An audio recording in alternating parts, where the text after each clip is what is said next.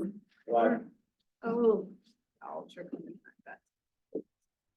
So welcome to the Sustainability Commission meeting of April 17th.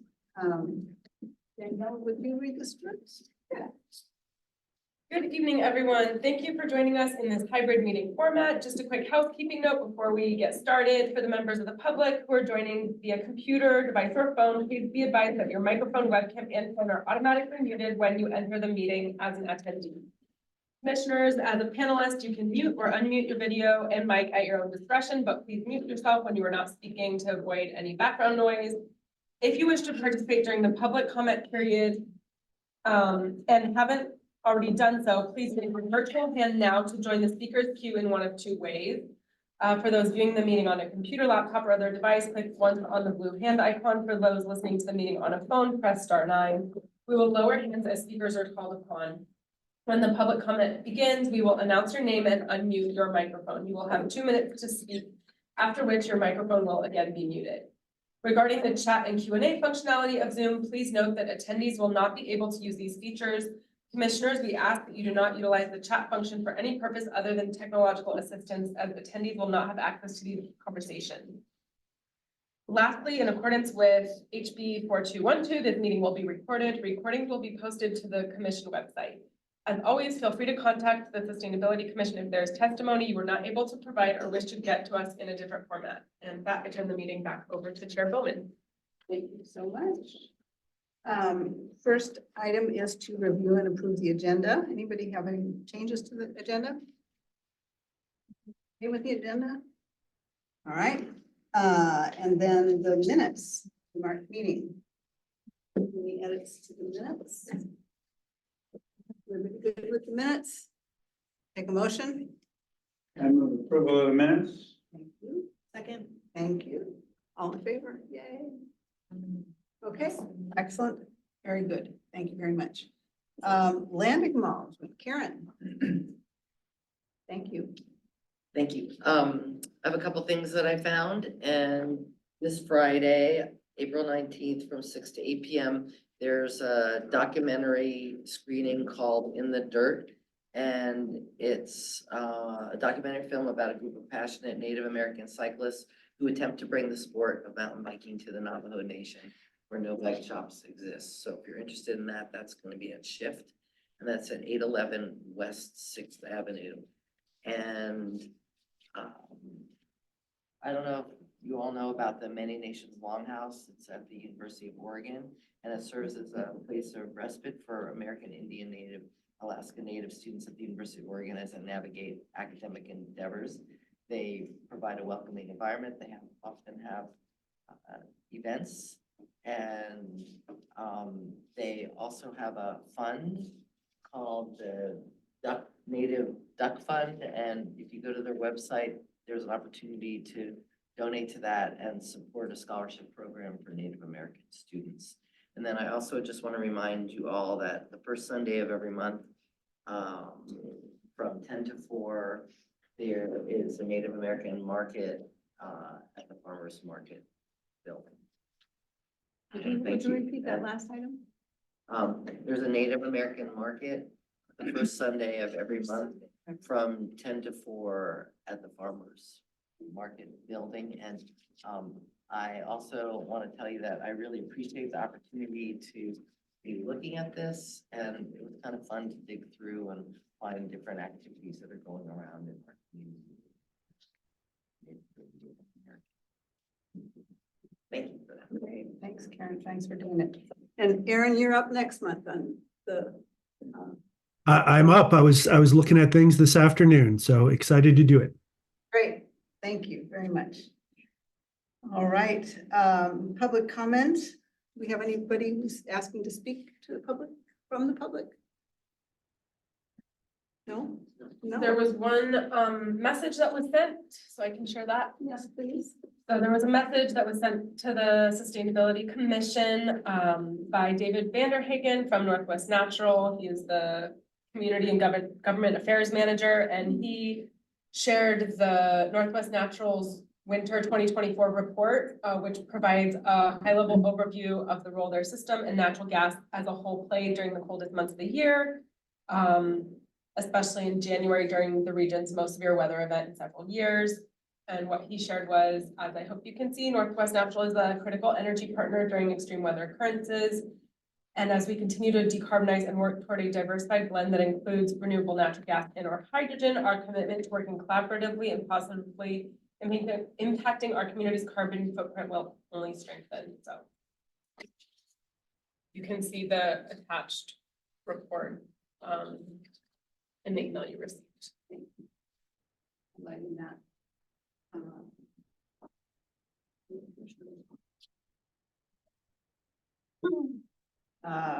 Great.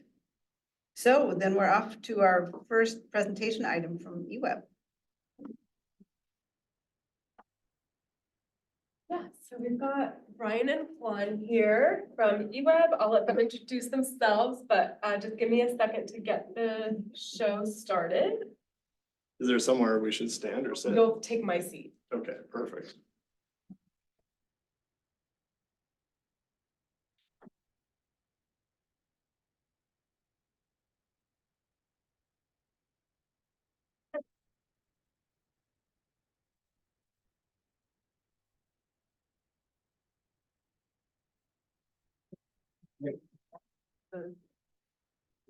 Let me.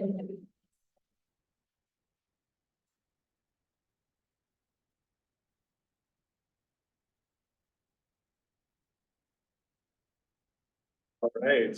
Well, good evening, everyone. I'm Brian. This is Juan. We're with eWeb. We are. Yeah, we are your charming presenters for the evening. We will be presenting in two stages. My part of the deck will be how we measure and solve for growing electricity needs in the Northwest. And Juan will be here to talk about part of the solution, which is our customer programs. These are what? Our customer programs. So first, a little bit about the context. We are part of the Bonneville Power Administration footprint. That is Oregon, Idaho, Washington, and a little bit of Montana, Wyoming, and California, and Nevada. It'd be really nice if it stayed within state lines for simplicity, but it does spill over a little bit. Within the BPA footprint, we all have to play by the same rules that are set out by the Northwest Power Act. So a lot of what you're going to see here are all within that context.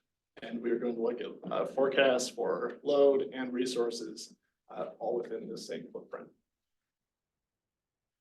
Got a bunch of lines here. Let me talk through them. I actually like to stand while presenting, so bear with me. All right. So we've got three sets of lines. This is the latest and greatest from PNUC, which is the Pacific Northwest Utilities Conferences Commission. They're the experts in regional load and resources. We utilities all get together and aggregate up our information, so then we can see it in the big picture. Here we've got at the bottom. Can I interrupt you just one second? Can you all hear? Can people who are Lily and Aaron, can you guys hear? Okay, great, thank you. All right. At the bottom, we've got three lines in green. We have our last 3 years annual energy forecasts from 2022, 2023, and 2024. As you can see, the forecast has been increasing. In 2022, it was gradually increasing. 23, it was more steeply increasing, and now in 24, again, please note the word draft at the front corner of these because my friends at PNUC would slap me for presenting this as anything official yet. We're seeing even more load growth, primarily driven by an influx of server farms and electrification. We've got 2 more sets of lines above that. In orange, we have our summer single hour peak. This bottom one is average energy for the year, but we of course have to have resources to keep the lights on during that highest 1 hour event of each season. Summer peaks also growing significantly. Winter peaks in blue above that, same story. Yes. Just wanting to understand, and you probably said this, so these projections are for that entire region? That's right, for that entire Northwest footprint that I showed earlier. Oh, I can do that. If I can give you the point, perfect. At the same time, we're also seeing a pretty substantial reduction in fossil fuel generation. This is, I think, a good thing. But also it does present us with reliability challenges, right? Like we have to build something to backfill that capacity that's being shut down. This is in peak capacity megawatts, not energy like average for the year. This is just peaking capacity for that single hour if we need it. But over time, you can see that we've got natural gas essentially staying the same over this period. We don't have planned retirements in the region for that, but we do have a substantial amount of coal that's being either retired or in this dashed line here, being converted to gas. On the resource side, to try to backfill that, we also have the three different lines. At the bottom, we've got our 2022 forecast, our 2023 forecast in black, and then the stack chart is the nameplate capacities of all those different resources. So from the bottom up in green, we've got wind, solar, photovoltaic in yellow, offshore wind starting to come in the 2030s, other renewables in blue, renewables with storage in purple, storage by itself in red, and then in gray, they call it peaking capacity. I believe that is gas peaker plants or hydrogen peaker plants. It depends on which utility is modeling it. Here at eWeb, things look pretty similar. We ran an electrification study last year. We've graphed out our historical average eWeb load in the solid black line on the left. And then going forward, we've got two lines. One is our load without all the electrification we would expect in that dashed red, which is gradually rising over time. And then our load with electrification in the solid green, which has a much more upward trajectory. Our peak hour looks a little bit more extreme. On that previous slide, we saw about 90 average megawatts of load growth over time. Here, let me try to remember what's on the other side of this. Here, It's on this. oh, perfect. Here we're seeing some bigger numbers for that, on peak single hour requirement. So we've got two lines on the stack. We've got what we would expect if we're out there managing electrification growth, like managed charging, time of day rates, demand response, that kind of thing. And then above that in the black line, we have what we would expect if we had unmanaged electrification growth. Everybody gets home at 5 p.m., plugs in their car at what's it, F-150 Lightning charge out, like 19 kW. And we've got a whole bunch of on-peak capacity. Right, and I imagine you're gonna get to part of that if that blue section is not at that peak hour, then that changes that graph. That bar size substantially. Absolutely. If we have programs or incentives to get folks to charge low and slow or at midnight, then we can take that line down a whole bunch and make it much more manageable. All right, so what are we doing about this? Well, we have, you've probably heard it referred to as the Integrated Resource Plan or IRP. It's kind of a misnomer because integrated doesn't really add anything to that sentence, and it's not a plan, it's a study. So we're moving on to different language that is a little bit more conducive to actually telling the story. So we have the energy resource study, and then an action plan that comes out of that. With the study, it is a least cost planning model. We test thousands of different combinations of supply and demand side resources, including all the generation you can imagine in a big Denny's menu that the model can choose from. And then all of the customer side resources, energy efficiency, demand response, even down to like specific energy efficiency programs. So we can pick which ones are like the most efficient ones to choose. It solves for the lowest all-in costs. It includes any externalities that we might put in. We do put in social cost of carbon, and it has to meet any non-monetary constraints. So like if we tell it, we have to be 95% carbon free every year, it will solve the model and still be 95% carbon free. The key ingredients on that, reliability. It does have to calculate portfolios that will meet our peak needs, particularly in the winter, we are most constrained. Affordability, it does calculate that least cost portfolio. And then environmental responsibility. As I already mentioned, we do have a carbon commitment and it maintains a portfolio that falls within those requirements. These were the takeaways. On the left, we have our quote reference case, which I don't know if I'd say it's the most likely case, but it is kind of a business as usual view of the world. And we've graphed out what resources are being brought in to the portfolio by year.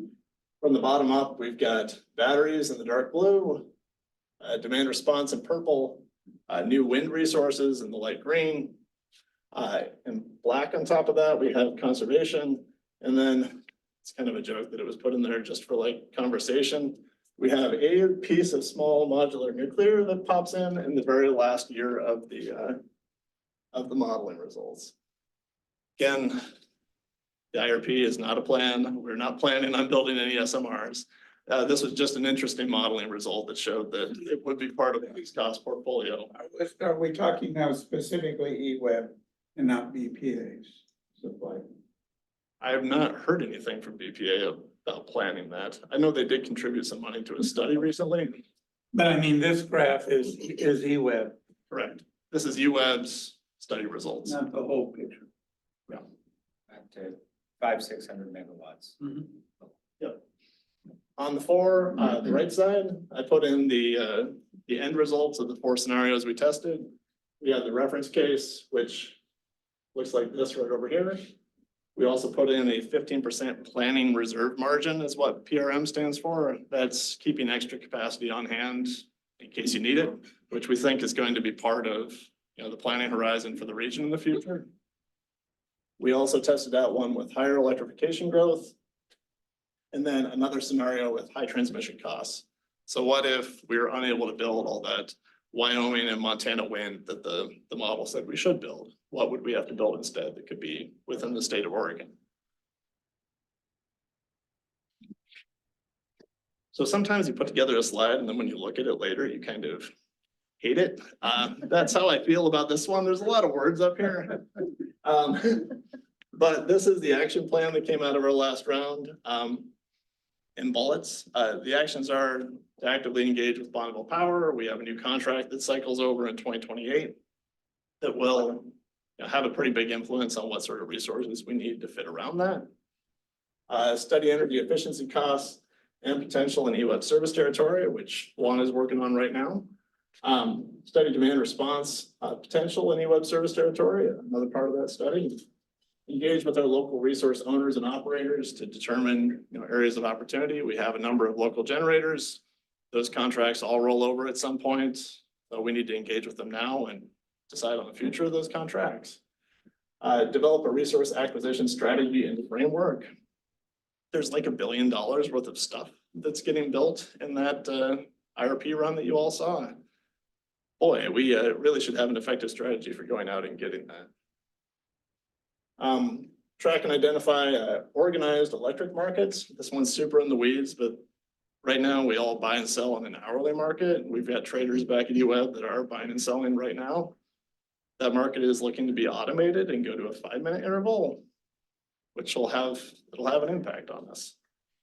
Also update our ERS modeling assumptions and tools and prepare our key inputs for the 2025 energy resource study. Joke is the last one is dead, so long live the IRP. Once it's over, you start another one and you apply all the lessons learned from the last time around. All right, so the status update today. The 2025 ERS is underway with cool modeling improvements, including 68% more bells and whistles. Humor is my defense mechanism, so thank you for your patience with me. Demand response. Energy efficiency potential assessments, they've been contracted for. Our key Bonneville contract decision is due in mid-2025. And we also have a multi-year rates plan in the works. We hope to go back to the commission this year. I don't want to tell you what'll be in it because I don't know what the commission will eventually approve. I will say that my boss would be underwhelmed if I didn't bring something back with demand response and time of day rates in it. So expect something on that front. Any questions? Let's keep the questions to after Okay. Juan goes. Oh, yeah. I'll use two computers because I have my notes here.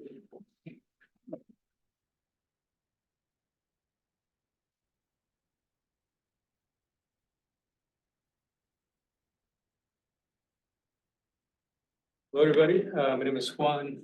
I manage our energy efficiency, electrification, and solar programs at EWEB. And I'm going to talk to you about our programs, the work that we're doing, also the demand side potential assessment that Brian spoke about. And just share a little bit more on some stats and numbers that it seems that you might be interested from the questions that you shared or share with us. So Live Green, as you can see on the screen, we have these different branches, and Live Green deals with homes. So energy efficiency, electrification in the homes. Work Green is more on the business commercial side. Move Green is on the transportation side, and Lead Green is on environmental and solar programs. For the purposes of this presentation, I'll be focusing on our PV photovoltaic solar program. Live Green and Work Green, we get reimbursement for those measures from Bonneville Power Administration. So our ratepayers are paying for those. Transportation, electrification, or Move Green, all programs under that banner are funded by the Clean Fuels programs. And Clean Fuels utilities are able to gain credits for the electric vehicles that are within their service territory. Based on the cleanliness of the portfolio, we get about 3.5 credits per vehicle. And you trade these credits in the wholesale market, and then you get some monetization. And that's how we're able to find these these programs on the transportation side. That allows us to have a different ROI than we're looking at ratepayer funded programs. So on the social equity side, we can take a little bit more of a leap and make programs that wouldn't be considered cost effective based on their loads. And then Lead Green is on the solar side, and that is funded by volunteers, donations. So EWEB has been doing customer programs for 40 years. We've been doing that before it was cool, and you can see this progression of programs, how they're evolving, how we have been adding them. I don't have a lot of time, so I'm just kind of showing you this so you can get a little bit of a glimpse. You don't have to read every single piece that we have, but we're looking to evolve these programs based on what is coming up. Also on the evaluation, such as the demand side potential assessment, which I'll talk a little bit in more detail. This means that we provide at home energy. We have saved about 700,000 megawatt hours. It's about 36 homes that you can power in a year. 56 homes have been weatherized, and these stats are already old, so we have more than that. And you can see the investment that EWEB has put into energy efficiency throughout the years.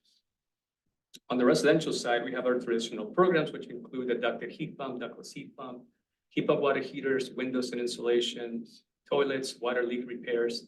We spent in 2023 about $1.4 million, and we got about 3,000 megawatt hours of savings.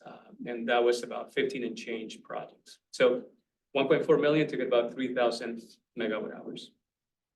Now, there were some questions about what kind of social equity programs we may be providing. So on the energy efficiency side, we have the ductless heat pump program. As you can see here, the incentive for a regular income project would be $1,000, and we provide $6,000 for limited income owner occupied. On the ductless heat pump side is $800 regular income and $4,500 for limited income. And then heat pump water heaters is $800 to $1,700. Also, limited income individuals qualify for a loan, so they can take advantage of the loans. And of course, we have additional incentives that are coming out from like the funds that came from the heat pump deployment, community deployment heat pump program. I forget, from the state. We use all the funding that came from there. We're also going to be leveraging that IRA rebates that are coming up as well. Then we have insulation. We cover 100% of the installation costs for limited income customers, owner occupied. And windows is $20 instead of $4 per square foot of glass. So we have these components of programs that, again, try to bring that accessibility. Whenever I think about programs, I always think about accessibility versus availability, right? Just because something is available doesn't mean that it is accessible. So how do you bring that together? And it's always a consideration when we try to create our programs and our efforts. Now, on the commercial side, here's just a list. This is just an overview of the various programs that we have. And again, these are all leveraging Bonneville Power Administration refundable measures. Bonneville has like this huge thousands, I think it was like 6,000 rows of measures, and utilities pick what they feel they want to utilize. Also, just because Bonneville may offer X, a utility may say, we're going to offer X plus a little bit more because it's more valuable to us, or we're going to offer X minus something because it's not as valuable. So the utility gets to decide how they want to move in that way. But however, if you look at this number, 1.4 million in the commercial side, and we were able to bring over 11,000 megawatt hours of savings. So 1.4 on the residential product is about 3,000, 1.4 in the commercial product is about 11,000. I'll talk a little bit more about this, but just a consideration of cost effectiveness. And when you are thinking, what is your goal? What are you trying to accomplish? Are you trying to accomplish greater energy efficiency than maybe the commercial side is what you're looking for? But of course, not necessarily saying that we want to leave limited income aside, but I think you have to understand what it is that you're trying to accomplish to see what path you need to follow and what combination of paths makes sense for you to pursue. Here's a little bit more on this. Even if you cannot see the numbers, just look at the impact of the colors. So blue is residential non-limited income. Orange is residential limited income, and gray is commercial. On the left-hand side is the number of projects, the leftmost bar. Then the second one is the incentives that we have provided. So you can see that commercial took a little bit more, about 50% of those incentives. And then the megawatt hours saved first year. So now looking at the life of the measure, but at just the first year savings, you can see the commercial provides 76% of those savings. And the limited income side, although you're spending about 16% of the budget, you're only bringing 1.4 of those savings. So again, as you consider what are your goals, what are you trying to achieve, you have to understand this complexity and where it is that you want to put your money. Where are you trying to achieve more energy efficiency or more social equity programs? Because there is a balance. And one of the questions I think that you may have had was how can you help Eugene achieve or EWEB or your own goals? And something that can help is whatever path you may want to pursue, whatever goal you're trying to achieve, funding is always welcome, and it helps to help those individuals who maybe cannot get to install these energy efficiency products. With additional funding, you can help that take place with the different incentives that are coming on that will also be are coming. The IRA incentives, those will probably be available in Q3 or Q4. They're still planning as to how that's going to be managed, but those are moving forward. And then lastly, on the last column, you can see how expensive a measure may be over that life. So on the limited income side, you can see that it's very costly as opposed to the commercial and the non-limited income side. So again, this is just information. I just like people to make educated and informed decisions. And then you have something to, and if you have any more questions, I'm always open to having an after conversation. Just explore this a little bit. This is data from Q2, Q3, and Q4 of 2023. I wasn't able to get this kind of information from Q1, so that's why I missed Q1. But this is representative of what you would see year after year. So it's not like 2023 is different than other years. Now, transportation electrification, as I said, this is funded by clean fuel credits, so we're able to make different investments that otherwise would be difficult to explain. For example, an electric bicycle, if you're like you pretty much match a car. Like all you do is ride your bike, rain or shine, grocery shopping. That gives us about $20 in load. So when we offer a $300 incentive, it would be really difficult to defend how are you doing that, that we were using ratepayer funds. But because we're using clean fuels credits and that's a different type of funding source, we can make these efforts that help the environment that have a different goal and return on investments. Again, accessibility versus just simply availability. So we offer community grants, other things that help access to electric transportation, including the electric vehicle car share that you see. We spent about $860,000 and change in 2023, and that was 1,400 projects that we completed between grants and different things. And there was a question on charging incentives that we may provide. Here's a breakdown of those. You can see that we are definitely trying to support residential, commercial, affordable housing, multifamily, and also DCFC, both single port and multi-port. I think you'll have access to this presentation, so I don't want to take too long, but we're definitely having an impact in trying to help incentivize the installation of infrastructure. And we work with the city, Lane County, private parties, Electrify America. So we've helped a lot of those entities, or we supported, I would say, them in their efforts to install infrastructure. This is the breakdown of our programs, and the blue one is more on the social equity, efforts that we've had. The yellow one or mustard one is awareness and education. Gray is the micro mobility. That's electric bicycles that are extremely, extremely popular. I think we had 1,089 projects in 2023, and we had 900 and change in 2022. So it's providing accessibility to individuals to access electric transportation outside of necessarily a vehicle. Same thing with the car sharing. It's not about vehicle ownership. You can have a multi-family location with an electric vehicle that can be shared by those individuals. And so you're providing an accessibility outside of vehicle ownership. And we have received a lot of positive feedback from the tenants of those. We are targeting affordable housing for those. Just a little data. I like data. I like the visualization of data and the story that it can tell. And it makes you ask questions that you never knew you had to ask. So, even if you don't know what's happening, you see that yellow is a lot bigger than gray. So yellow are the new EVs. This is for ODO, electric vehicle registration data. We only get it at the zip code level of data resolution. So this is a zip code, but you can see how people are buying newer vehicles. That means bigger batteries. They charge at a higher power rate on the DCSC and the level 2 as well. So this is something as we consider what is the energy, what is the demand, what is the peak impact. This information kind of lets us understand a little bit what is taking place and continues to grow, right? It's not stagnant and pattern seems to be consistent. Our solar programs, we provided 163 projects, a total of $137,000 in change on incentives, and 1350 megawatt hours of power that was generated. These are the incentives that we have for residential. On the commercial side, it's only for nonprofits, government entities, and public projects. So it's not for private companies that we have an incentive, and they have a maximum. A little bit of data, again, enjoy data. And so here's a little bit, you look at this and like, well, what's up with that blue line? Something is going on with that blue line.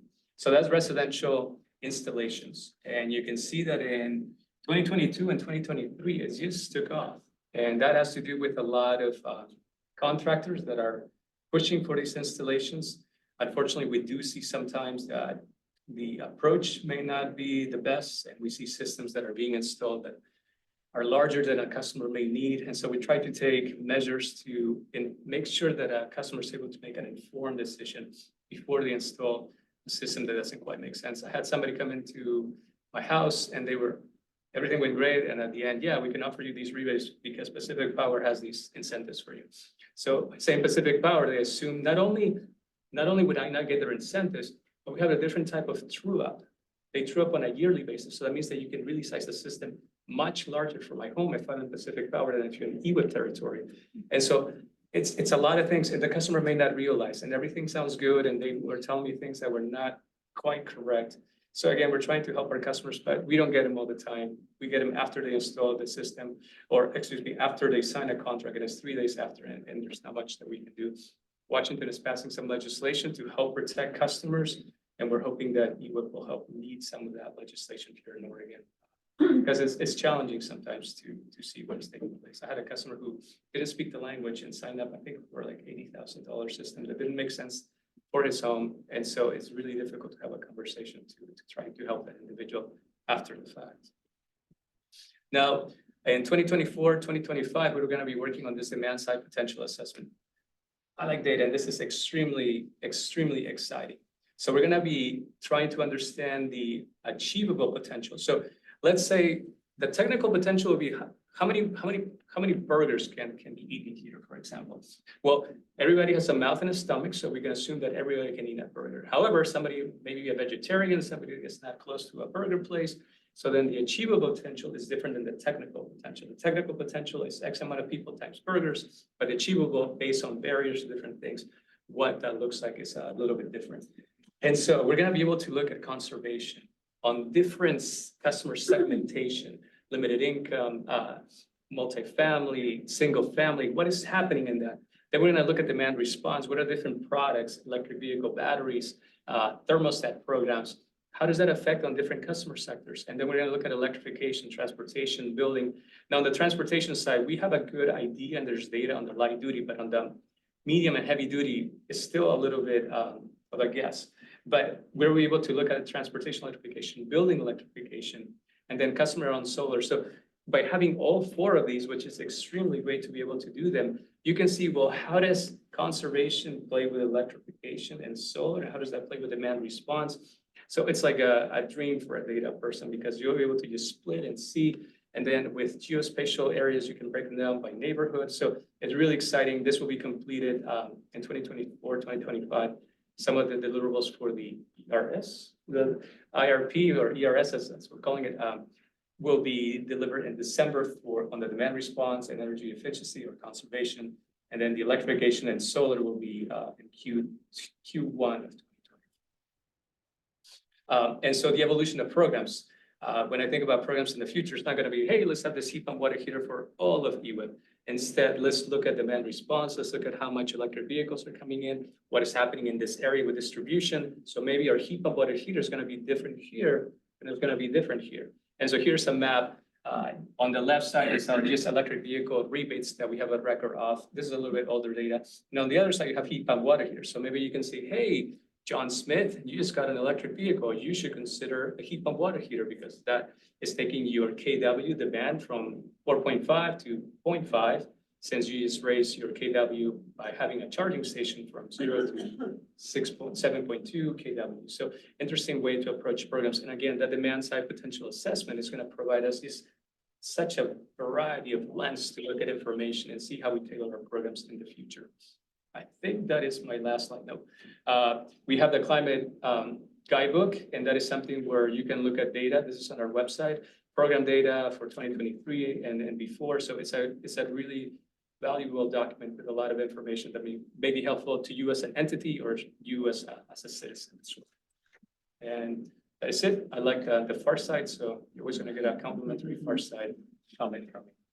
Bob's assorted rodents as a crash, they're all out there, and then Al's small flylets birds, excuse me, and the little cat there, unable to do much about it. So thank you. Thank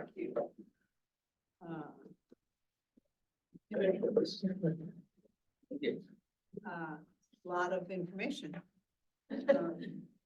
So we did send some questions ahead of time. I think that you received them.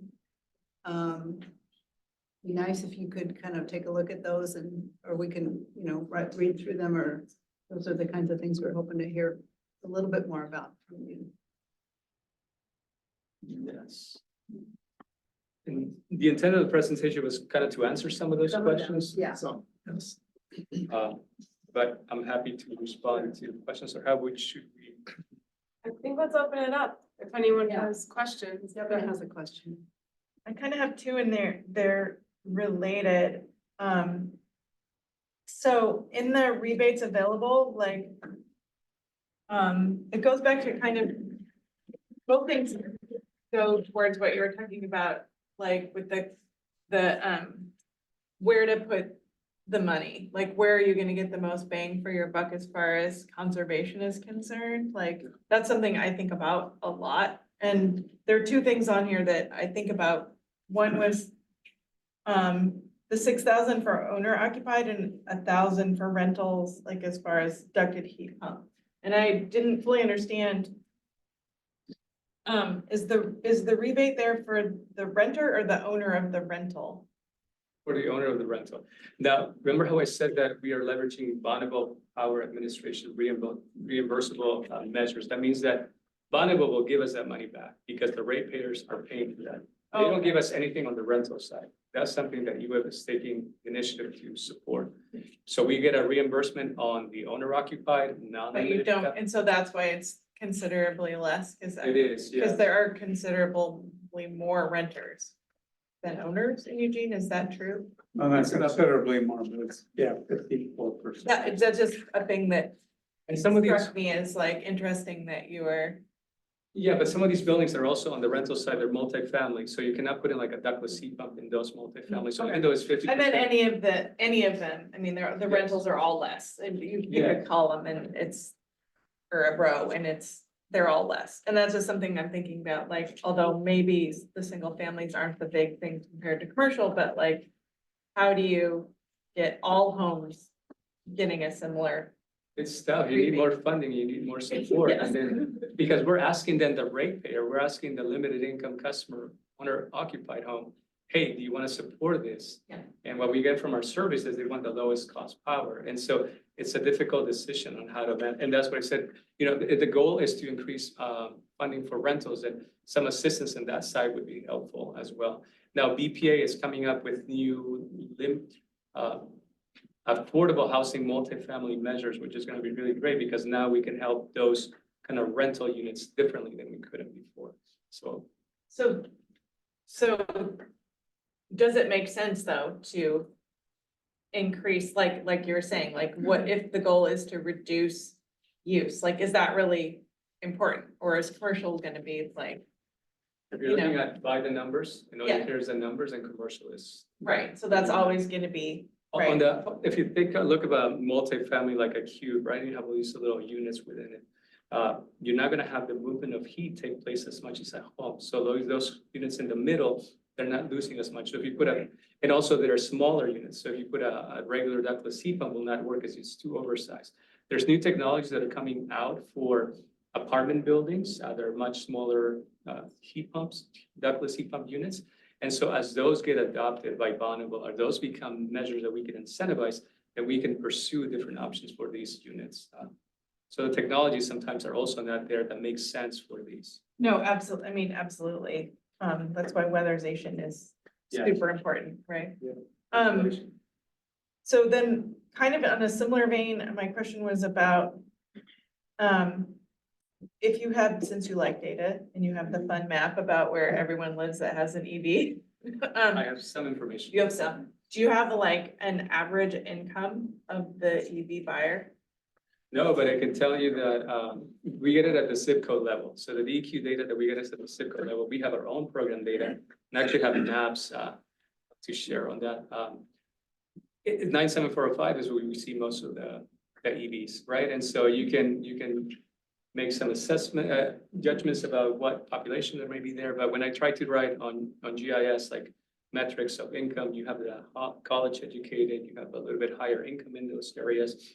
And you consistently see, I think it's 36% of 97 of the EVs that are registered that are from 7405. So the accessibility of the electric vehicle is not quite there. And the availability, even that is challenging, but the accessibility is definitely. So I guess there's a reason for that, which is EVs are expensive. Okay, so we know that. And so there's incentives for buying EVs, which is a big picture, like reduction Yes. in fossil fuel use. So I'm not saying necessarily that wealthier people, need monetary incentives, but how do you then, if are the income-based EV incentives that you offer, are they being used? Income limited, I mean, how many of those are used? Like, is there data on that? And then how, if the goal is to have more EVs, should there not be some kind of incentive? Like I said, maybe not monetary, I'm not sure what it is, for people that actually can afford to buy the EV, to get them off of fossil fuels if they're the ones that are the users and the buyers. Well, it's an interesting question. When you look at an electric vehicle, if you're limited income and your concern is medicine and rent, you put a $20,000 on a $40,000 vehicle, you put a $20,000 rebate on a $40,000 vehicle, that doesn't matter because. Right, exactly. So for me, my approach is outside of vehicle ownership for those individuals. So that's what we're trying to put in electric vehicle car sharing as opposed to, so I want to bring accessibility to the technology outside of vehicle ownership and not just because we can use all our funding if we were to provide $1,000 rebates. And then that wouldn't necessarily help still the individuals that need it. And then if they buy a used vehicle, that cannot help them with some of their trips because the batteries are smaller. So I still think that the technology and cost is such that a greater rebate doesn't bring accessibility, but a different approach to a solution such as car sharing does bring accessibility. Right, but that's still for income limited. Like, how do you get more people in EVs? Or do we not We don't have want more incentives people in for EVs? the electric vehicles necessarily. We have incentives for community projects. We have incentives for the charging and infrastructure. And the state has incentive for electric vehicles, but we don't actually have incentives for the actual vehicle itself. Those could eat up our budget quite quickly if we were to provide those. We have 3,993 vehicles as of August, I think. So if you multiply that times, I don't know, like, just 1,000, it's going to be quite a bit of our budget. So I think that the way that we can do this, stretch them a little bit more, is to help communities provide grants for entities that need it, And the vehicle ownership, if you can afford it, then let us help you with the charging. We'll have programs maybe in the future for demand response, maybe with the battery piece. But that's the path that we're choosing at this time. And then just really quick, sorry, there's like a $2,000 residential EVSE service. Is that income limited? The 2,000 is for affordable housing. Oh, Multifamily affordable housing. So, sorry, I was not. yeah, and that slide was kind of quick, but That's okay. yeah, so we have incentives for multifamily for level 2. And with this affordable housing is 2,000. We were thinking about increasing those in this year, but we have a lot of other projects that are coming in, so we have to think how we manage the budget. And clean fuel credits, I was talking about earlier, they're actually decreasing in value, so they're not providing the same amount of funding that in the past. So what I'm doing in this year is kind of taking a pause, seeing what's happening with these clean fuel credits to then see what, I don't want to make too many changes right now. I'm done. Oh, I just want to do a time check. I keep looking up at this clock that is not correct. We're at about 6:17 and we've got a little more than 10 minutes left on this item for discussion. Go ahead, Alexi, you're next. Thanks. Okay, so I had two and a half questions. One, you mentioned in the planning process that there's some consideration on bringing in time of use or time of day rates and looking at the potential for efficiency and demand response programs. UWEB rates right now are flat. And there's a website that says, think about when you use energy. And it's not all flat, but the dollar signal is flat. And those rates can be a pretty powerful tool to encourage people to think about time of use, spur investments in smart grid stuff maybe. But it's a stick, not a carrot. And I'm interested in hearing a little bit about your process on developing those rates and on whether you're thinking about what that means in terms of decarbonization. Like time of use rates could potentially discourage people from electrifying if they're subject to high winter peak prices, because it now, right? Like, are you thinking about maybe an electrification rate that you get a special rate if you are part of the heat pump program because you've now electrified, right? Because I know there's not fuel switching limitations on the heat pump incentives. Are you tying those things together as you're thinking about the new rates, the DR programs, and a lot of electrification? So first of all, let me say that rates was under my umbrella in my previous position. It was under our CFO at Sure. UWEB. So anything I say is not UWEB's official position. It Fair. is Brian's position. Unofficially, I'm curious. So yes and no. On the one hand, all of our rate making is devised around equitable cost sharing. We go through a miles-long model. You may be seeing a pattern with me. Miles-long model that goes through and slices and dices all of the costs that we incur, and it divvies them up in the mathematically most fair way possible. With time of day rates, this is just an additional layer of math. Let me give you an example. We had the Carmen Smith hydro facility. We operate it for a few hours as hard and fast as we can during the morning peak, and as hard and fast as we can during the evening peak, 5 to 9 p.m. In that IRP model that you saw, there's 200 megawatts of batteries in there. That's $400 million. Those are being built in the model to serve just those morning and evening peaks. So from a mathematical standpoint, should people who are using power at midnight to charge their EV pay for those batteries or for Carmen Smith? Or should only the people who plug in right at 5 p.m. when they get home and are putting the load on those batteries in Carmen Smith pay for them?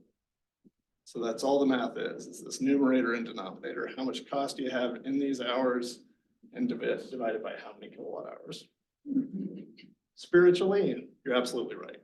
If we had punitive rates, things that made electricity unaffordable, it absolutely could be a disincentive to certain types of electrification.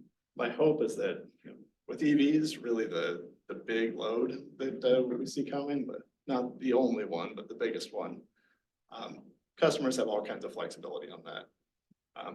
We recently just sold our EV. My wife's commute was just a little too long for our old Nissan Leaf, but it was easy peasy. I had a $20 charger for our outlet, it just turned off the charger from 5 to 8 PM every day. So then it would go low and slow overnight. My hope is that customers will be willing and incentivized to adopt things like that.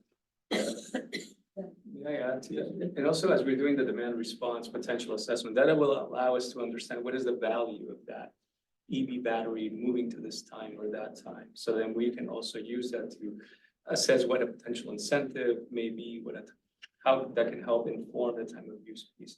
So that's why it's so really important and interesting that we're gonna get this assessment completed to understand these buckets and the cost of those. Quick follow-up, the EV charger incentive, for example, it's just $500, but there's no bonus or kicker or tier if it's smart, right? Are you planning on setting UWeb up to be able to run more programs by fiddling with things like that to say, only incentives on smart chargers or higher, that kind of stuff? Yeah, I know there's a smart thermostat program, but it looks like it's sort of very incipient. Yeah, so it's when we thought about that and how do we approach that. So some of the technology that you have now, most of the EV chargers are going to be Wi-Fi enabled. When we done studies on heat pump water heaters, excuse me, for demand response, the issue has been Wi-Fi because it's never consistent. You cannot rely, the password changes. And so new technologies, communication technologies are coming out like the CTA 2045, which now is a standard communication component of the heat pump water heater. That means that we can have communications with that technology. So the way that I see it in the future is that we wanna incentivize and appreciate that you're installing a charging station. Most likely it's gonna have the Wi-Fi capability, but we wanna really in the future, when we're ready to do demand response and incentivize that, we would like to incentivize then the communication portal that allows for consistent, reliable communication so that we can do something. Because even if we say smart is just Wi-Fi right now. There's nothing beyond that. So you have Wi-Fi and then this compromise, it changes. We're still without a consistent, reliable way to connect with you. But in the future, hey, John Smith, we saw that you purchased EVSE, electric vehicle supply equipment in 2022. We have now this communication port that if you install it and attach it to it, now you can take part of this program. And we maybe will pay for part of that communication or we'll cover the communication or depending on the value of demand response to us. And again, based on that demand response potential assessment too, that tells us, hey, this is highly valuable. It makes sense for us to invest in this. So that communication piece is critical and it's not available just yet for that technology. Although like ductless heat pumps, I think is Mitsubishi or Daikin there, they're adding that CTA 2045. It's standard now, like I said, in water heaters and heat pump water heaters. Sure, thank you. You're welcome. Laura. I had a question about RVs. Eugene allowed RVs. Eugene allows like people to live in RVs and yards and tiny houses. And RVs are extremely inefficient, but people in that situation are usually lower income and they usually don't have the utility bill in their name. So I'm wondering, is there any way people in those situations can upgrade their RVs or any programs that might potentially address those structures? Again, we rely on vulnerable power administration measures, and they don't have anything for an RV type of housing in this case. So we wouldn't be able to, if we were to provide an incentive like that, we would ask all of the ratepayers to subsidize that. I think that's one of the pieces where if that is a goal of the city, and that's something we're funding, we can help distribute programs, but we don't have the funding for those efforts at this time. And again, because we have to rely on those measures, one does not exist. But it's a good point that there's a population that is missing all these limited income, all these incentives, all these potential upgrades because there isn't something for them. And I don't know how to address that. Something. So I want to just, I say that one of the things that stuck with me as I was looking through this part of the climate guidebook was the statement, current circumstances require a deeper look at how UWeb will move forward with initiatives to support community and customer decarbonization goals. And you talked about, some of those things, and I noticed that in your projections, you talk about solar and other, so we had some questions about how is UWeb involving itself in solar, making solar more available or possible for community members to get involved in themselves with at home, any community solar networks, what is UWeb involved with doing that?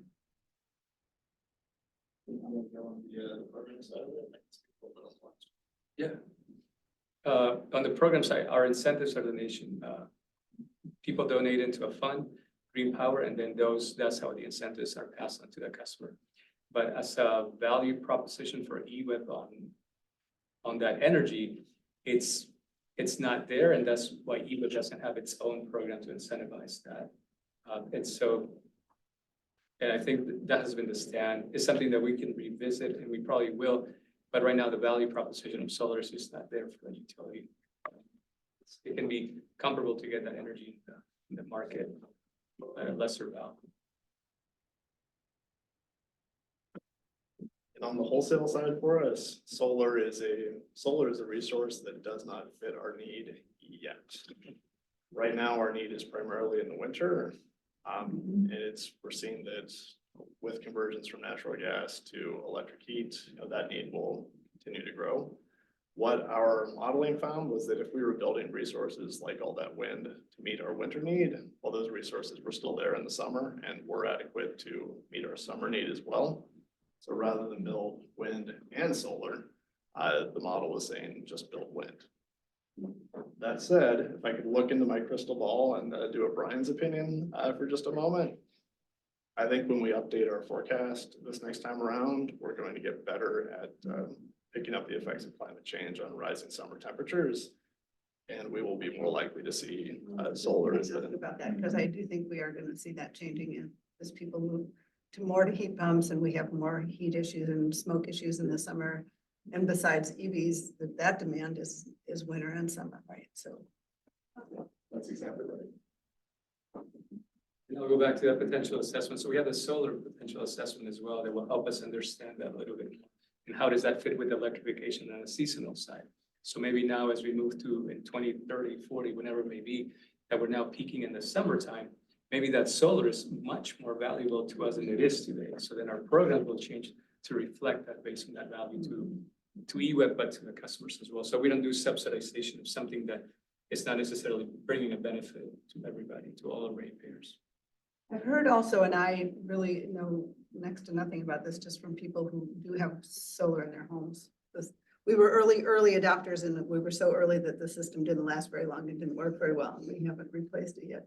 But that the net billing situation with EWEB makes it difficult for people and is not helpful. And is there any plans to address any of that? Plans is a strong word, but we have heard that same thing. And we're contemplating ways that we can make that more predictable. What we've heard is that the DG rate, the amount that we pay for surplus solar that flows back onto the grid, the volatility in that is prohibitive to people making sound, business decisions. Does this rooftop solar array make sense to me now? Well, if that DG rate, which is based on the wholesale market, is high, like it is today, then the answer is yes. But what if it's low, like it was a couple of years ago? Well, then the answer is no.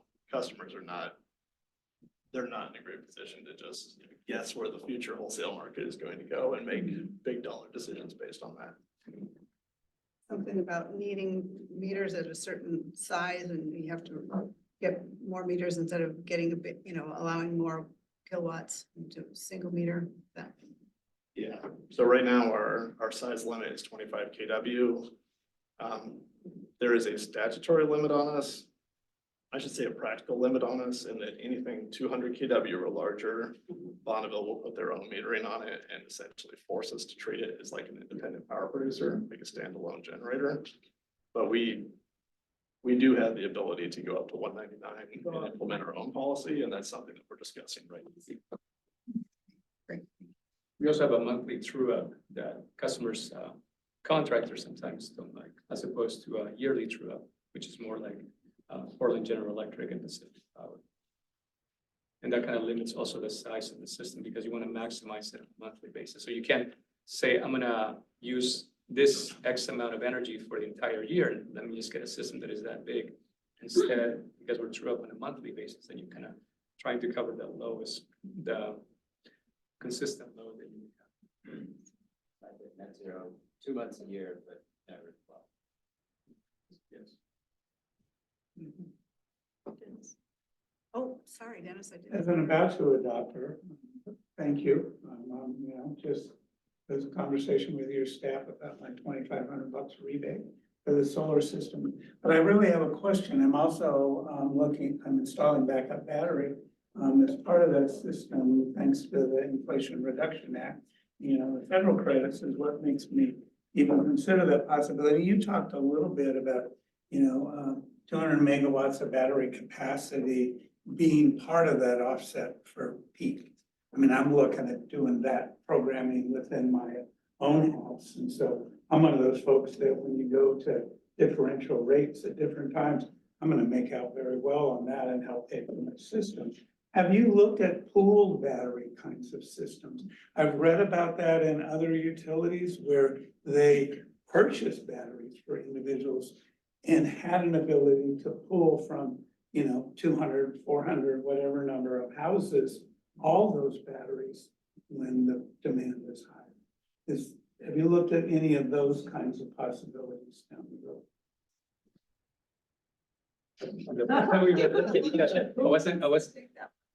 As a resource, you mean, or as? Yeah, my understanding of the reading I'd done was a small utility that determined that purchasing batteries for customers was cheaper than building additional capacity. So I think it's a question that we can kind of both, so I'll take on the program side, the value may not be there currently to do that, as a resource. So it would be more to address peak, right? We have a lot of issues Right. with peak right now. So is that something that we want to do right now? Does it make sense? We don't have that value price signal right now to do that, to incentivize that. I'm going to go back to the potential assessment, but on the customer side, we may see that maybe batteries, maybe a component that we want to look at, I don't know, 3 years, 4 years, 5 years, whatever that we need, and then at that time we can have programs that reflect that, the value that we're seeing that is going to be with those batteries. But currently, we don't have, also, our systems have to be upgraded to be able to do that and work in that way. And we have to have an interconnection agreement for batteries. So I think it's something that we're definitely considering, is something that will be part in the future, but it's not something that we have right now. But again, that potential assessment is what's gonna help us, hey, this is something that you need to look at in 5 years, 10 years, whatever that is, and then make those decisions. At the resource, if you take an aggregate of all these potential batteries that, I don't know, 10%, 20% of the customers do, that would be a different question. I think that's more bright. Right. And this winter's ice storm incentivized it more for lots of people. The ability to know you're not gonna be out if there's an outage. But batteries as well, once they're drained and you're in an outage, that's that. I know, but I can start flipping switches and run just the freezer and charge my phone. And then you got vehicles, electric vehicles like the Lightning F-150 that has a battery, the new Kias can also do that. So there's new technology that we're definitely looking into and considering, and that will be a different type of program. But those are all potentials down the road of ways. And you had a hand up. I think I want to answer my question. I think what you were talking about, so Green Mountain Power has done this in Vermont. So Right, it's- that's where I've heard. It's the virtual power plant idea. I think it's much more resource planning. Okay. You just said all the words I was going to say. Green Mountain Power, virtual power plant. Okay, we're running over on time. Hello, we're running over on time. Chris has a question and then we're gonna wrap it up. Okay, sure. This question, just having had some experience in, like we all have with people that struggle when it's either really cold or really hot. What's your advice for how people can, I don't know, maximize survivability in their homes and be able to afford it? So just, for example, this last winter, like my experience, and there were other people I know that like it, I could see my breath in my house for, I don't know, what was it, 2 weeks? And then you have what happens sometimes in the summer, where you could have someone like my mom who's in her 80s, and it's 88 degrees in her house, coming up to 90. And they don't really have necessarily financial options to ameliorate that. But if they try to cool off their house or if they try to heat it, then it's not affordable because of that situation, because you can't bring your house from 50 degrees to something that feels great. That's a tough question, because there's different types of individuals and how they may be affected by that. Insulation is kind of like your coat, your house's jacket. So whether you're able to generate a lot of heat, maybe you're an athlete and you're strong and you can generate, or maybe you're unable to generate because you're sick. So whatever heating system you may have, that's where I'm trying to go with this analogy. At least if you have a jacket, you stand a better chance of having that heat not go out as much. Like I said, our insulation programs we cover 100% insulation if you're limited income. So for those individuals with limited income, I would say if the $4,500 for a ductless heat pump does not get you there because you still need a loan, at least insulate your home. Oftentimes people think windows, right? But windows are holes in the wall. So you can make a hole a little bit better, but it's never, the worst wall is going to be better than the best window. So insulation, that jacket of your house is really where you want to put. And then seal penetrations. If you go to the coast and you have a nice thick sweater, but it's windy, it doesn't matter. Right now you have all of that wind going through. So when you air seal, that's kind of like a windbreaker. So you have your insulation, your nice sweater, you put a windbreaker on top of it. Now you're at the coast and there's a different experience. You're not losing your heat, but also that wind is not penetrating you. So air sealing can be not as costly. You know, you can get a little bit of foam and spray under. So if they call us eWeb, we can also walk you through some inexpensive ways that you can air seal your home, some practical things that people don't realize. Under the sink, for example, you seal those penetrations. And that will help somebody who perhaps doesn't have a lot of funding. But again, insulation, because it's free if you're limited income through eWeb, that will be the easiest way to try to maintain that heat. And even in the cold, then at least you're not losing that. The heat is not coming in as much. In the cold day, in the summer, excuse me, you're looking at maybe windows and putting shading on the outside to prevent that heat from coming in. So there's different things that are not as expensive. But yeah, that jacket on your home would be probably the best difference. And Bonneville is looking at other benefits of measures, including such as insulation, because that carries you through an outage. Your heating system is out, but since you have that jacket on you, you can stay outside and play a little bit longer. So since your house has that jacket, you can last through that outage a little bit more, even though nothing is increasing in temperature, at least it's staying there as much as possible. But it's a complex response, but that would be the one that somewhat seems to this. I think we have to wrap it up. We're about 10 minutes over. Thank you so much. Thank you for your time. Thank you for all the questions. Could you just Oh, sorry. mention, do you have who does home audits, energy audits or something? That would be field services. And if you just call 685-7000, which is a general number, through the tree, you go to energy management services or field services, depending what they're calling it now. Then you'll be able to talk to somebody who can talk about your home, walk you through whatever may already have taken place in your home. Like they can say, oh, we installed this or did that. They won't be able to discuss costs if somebody else did it before you, but that would be the best place to start. And then you can ask those questions like, what do I do in this case? Or I have this or that. And then they can help you navigate, even if it's a solar program, whatever it is. We don't make money, and you have unbiased individuals who really just want to help you. So it's really ask first, eWeb, what should I do? And at least we can guide you through something. And we're not trying to make money on whatever investment you may choose. So yeah, 685-7000. I think that's our general number. You're very welcome. Yeah, appreciate that. Thank you. You're welcome. Thanks. Thanks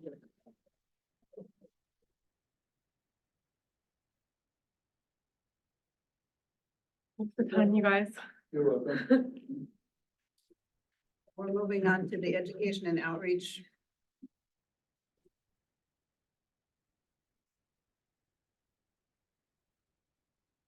Do we want to take a quick minute or do we want to roll right into that?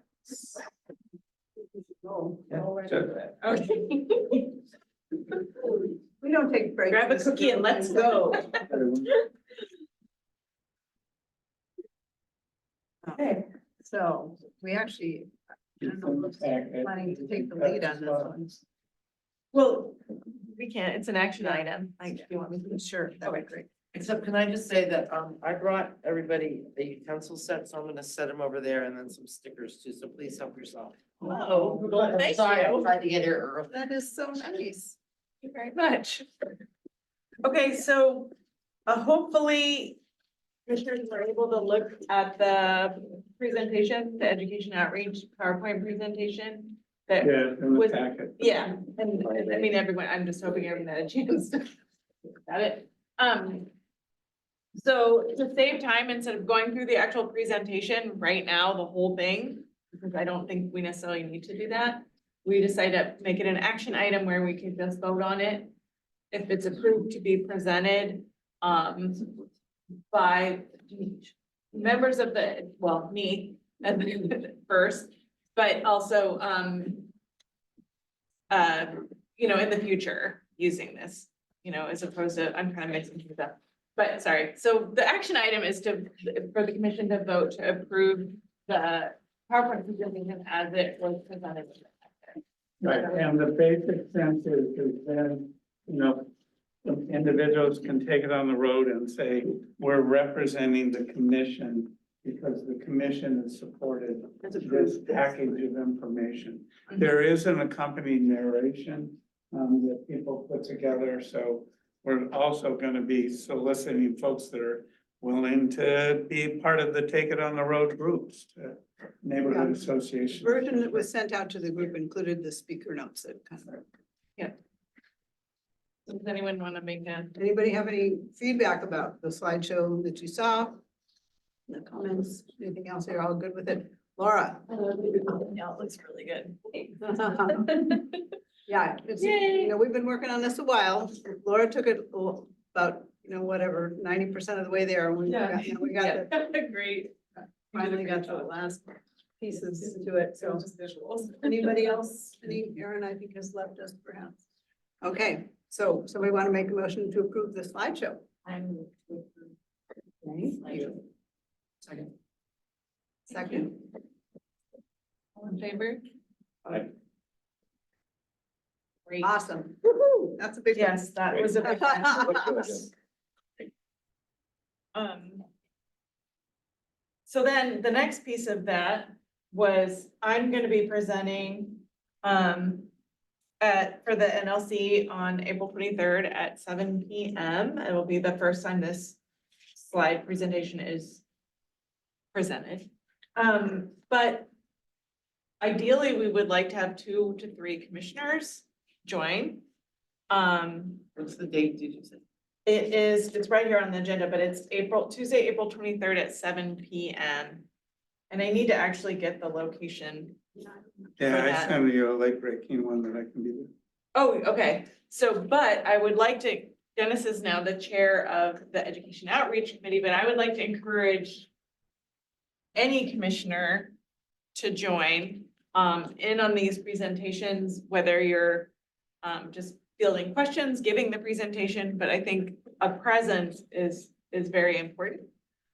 So not just members of the Education and Outreach Committee, I really put that out there to any commissioner who has the time and energy to sort of join in some of these presentations that are going to be happening, and this is the first one. And at this Neighborhood Leaders Council meeting, we want to get their feedback on how to reach out and work with neighborhoods. And which one, how to kind of prioritize perhaps which neighborhood associations to get to and what events are coming up and get any feedback they have. That's the purpose of this particular meeting. And it would be great. I think you only need 1 or 2 presenters, but if there are other people just present and taking notes and listening and whatever, that would be fine too. So Dennis did say that he would volunteer, but is there anyone else that is available to join to make this happen? Hush. I would love to be there. Okay. Not this time. Maybe next time. For sure. We're definitely gonna need more people to be, once we get a list of events, we're gonna be needing pretty much everybody to try to participate in. For And most tabling, everybody has said, yeah, I'm for willing to do that. presentations, yeah. I know this one's a little short notice. Understood. All right, so think about that in the future. So I guess it's gonna be me and you, Dennis. You can also join, I noticed that it's a hybrid meeting, so if anyone wants to Oh, that's a good point. join virtually, Oh, you know, to watch. We know location for. I might be able to do that. I'm not sure what the exact location is. If someone has their computer open and you can, it's just the Neighborhood Leaders Council. I think City of Eugene Neighborhood Leaders Council or something like that. They have their own website.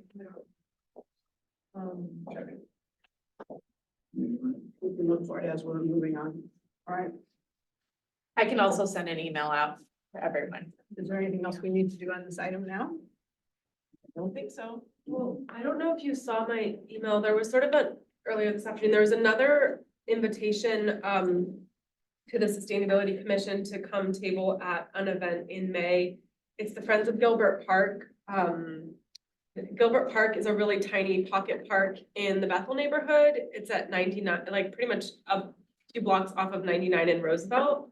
And a group of neighbors have banded together to form the Friends of Gilbert Park, and they have a monthly family-friendly event at the park. And they invited the commission to come table in May.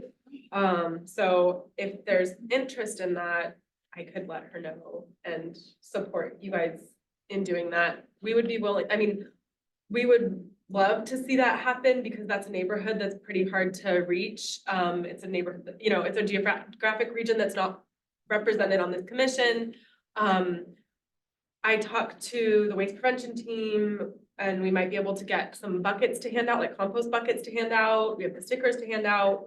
Our program also has some different activity, like family-friendly activities, making like door snakes, which is sort of like a weatherization thing to air seal gaps in your door. So we would be willing to like help make that happen if there's people who are willing to, you know, commit their day to table. I know you emailed it. What was the date? It's May 12th, which is Mother's Day. So I know that that's sort of a big no, but I called her today to confirm if she's still having it. And there's a possibility they'll change the date because she didn't know that it was Mother's Day. So kind of stay tuned, I guess. It's sort of like a May 12th, but maybe not. Yeah, I'm not available that Sunday. I have prior commitments. I'm in Pulpit Road, but at any rate, it was a different date. I'm open, but I'll just share with folks, when we did that little bit of tabling last summer, it's downright fun. To like just talk with people and just do even informal questions of what the people want happening in their city. And so, you know, I'll give it a thumbs up as a thing that's a positive thing to do. All right, Karen, Alexi, and Mitra. I have a couple questions. How long did you time this slideshow? It looks really long. It's not that bad, but we did take it, and we stopped timing because when we were going through it the last time and timing it, there was so much editing that was going on in the notes that it suddenly became. I'd say it's about 10 minutes. Yeah. I would be my. It's designed to be 8 to 10 minutes. It's pretty quick. Okay. And then, like for this event that you're talking, so there's different things. So that particular event is tabling.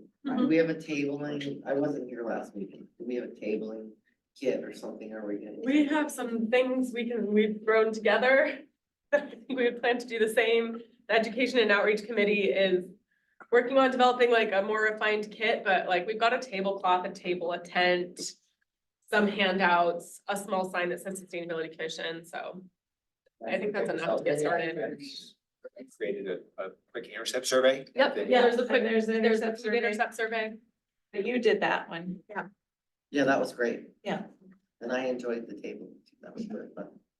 Alexi. I also have had a good time tabling in the past, but what I was going to say is the NLC meeting is next Tuesday, 7 to 9 at the Eugene Mission Conference Center. Thank you so very much for checking that What's out. NLC? Neighborhood Leaders Council. Oh. Oh, at the mission. At the mission. Yeah, I've been there. Yes, Yeah, first. They have a conference. I've been to the conference center. It's nice. Do we have a plan for this presentation if it's an outdoor event and no electricity or the ability to do a slideshow? It's not. The tabling event would not be giving the presentation. But in general, like Oh. we are invited to say these park events. I don't think. I don't think We the would slideshow do- really gonna do. for the That's part during the outside. tabling.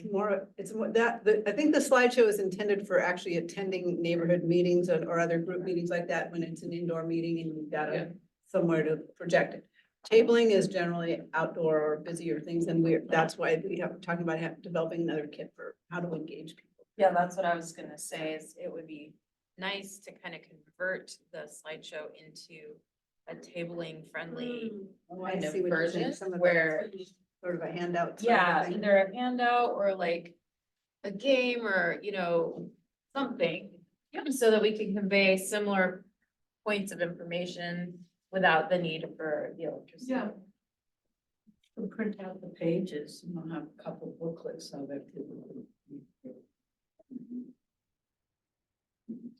Laura, I have to leave at 7. And so I'm gonna do a quick update, which is connected. I met with Counselor Rhodes 2 weeks ago, I think, and told him about this happening. He was excited for it to come to Churchill, and I live in Churchill, the CAN group, so I'm happy to kind of coordinate that. Oh, good, later in the summer and fall. great. Yeah, I think some, we could distill, that could be something that the education committee can work on, how to distill some of the information out of the slideshow. I don't think we've really, I mean, we could have a couple of printed copies of it that people can flip through, but I know that's a lot, you know, I don't think that's generally, we should come up with something. We're the Sustainability Commission. We don't want to be handing out a bunch of paper. Here's a 30-page document, what do you think? Yeah. Okay, oh, Karen. Well, to me, it seems like it would be such a great, useful tool if you we actually digitized it, so we have somebody narrating the slides, and then you can put it up on the website, and then even if you don't hear the thing, you can have the slides going at a table or something like this. It's just, That wouldn't be hard. Yeah. well, because then it would create some consistency with it, so we could just take it as a dog and pony show, go to different things, plop it up on a screen if it was available, and then answer questions after that. I don't know. Well, and I was just thinking if we were tabling, we could have QR codes and people could go home and pull it up later if there's a canned version. Cool. Great Good idea. notion. You'll really get a lot more people seeing it if you make it into a little, you know, like a YouTube thing. with the Yeah. Slides and talking and QR code, you could really get some TikTok. spread, yeah. And little pieces, you know. Dance. Yeah. But it would be a really useful tool for the website. Yeah, I mean, I think developing all these tools they're great ideas. I think it's just about capacity. And I think, you know, if you're excited about developing these tools, join the Education and Outreach Committee. Calm And down. that's where the magic will happen. Where all the fun is happening, I'll tell you what. So I think let's kind of, if you have more ideas about tools, like come to an Education and Outreach Committee. And to button up the Friends of Gilbert Park, I mean, would there be interest, like, because what I can do is get the final date and email it out and then see if people volunteer for it. I think if we get at least 2 people, you'd be interested, Dennis would be if he's available. Well, if You're it's looking that, for- if it's that date, but. Yes. If it's that, so- You are available if it's that date? Yeah. Oh, okay. Is anyone else available that date? I know, there's a lot of moms. Okay, You're gonna take your mom? I'll get back to you guys with the final date for that, and then we'll see if we can get like 2 people to volunteer. The last one. I have one other question for this committee. Earth Day's on Monday. Is there an alignment with a city event that we should be thinking about? A city or a county or something related? More public facing event?